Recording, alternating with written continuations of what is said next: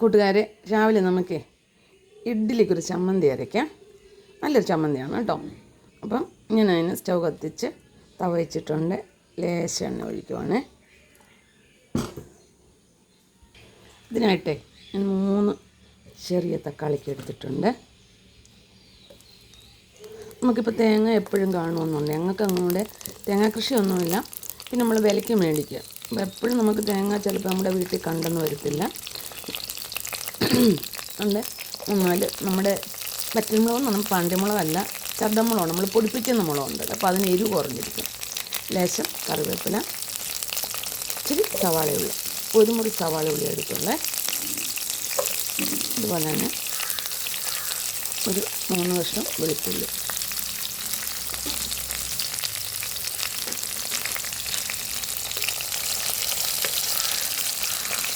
നമ്മുടെ പച്ചക്കപ്പലണ്ടി ഉണ്ടല്ലോ, ഇത് നമുക്ക് ഇങ്ങനെ കിട്ടും. ഒരു കിലോയ്ക്ക് 200 രൂപ കൊണ്ട് കിട്ടും കേട്ടോ. ഏറ്റവും നല്ല ഇത് കപ്പലണ്ടി. നമുക്ക് സ്റ്റൂ വെക്കാൻ, ചമ്മന്തി അരയ്ക്കാൻ, അങ്ങനെ എന്തെങ്കിലുമൊക്കെ പച്ചക്കറികൾ വെക്കാൻ നല്ലതാണ്. ഇതൊന്നും നോക്കി വരട്ടെ.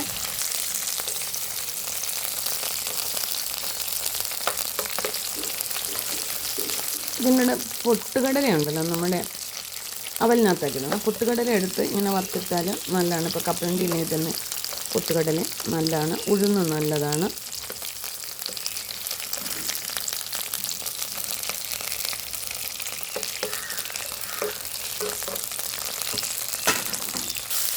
നമ്മുടെ എല്ലാം വഴണ്ടിട്ടുണ്ട്. തക്കാളിക്ക എല്ലാം ഒന്ന് വഴണ്ടിട്ടുണ്ട്. അപ്പം തണുത്തിട്ടൊന്ന് അരച്ചുകൊണ്ട് വരാം.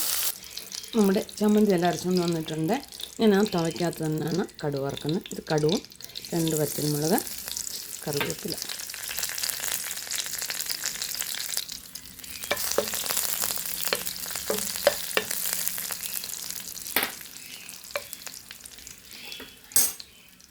നമ്മുടെ കടുകെല്ലാം പൊട്ടിട്ടുണ്ട്. ചമ്മന്തി അങ്ങോട്ട് ഒഴിക്കുകയാണ്. കൂടെ ഉപ്പിട്ടിട്ടുണ്ട്.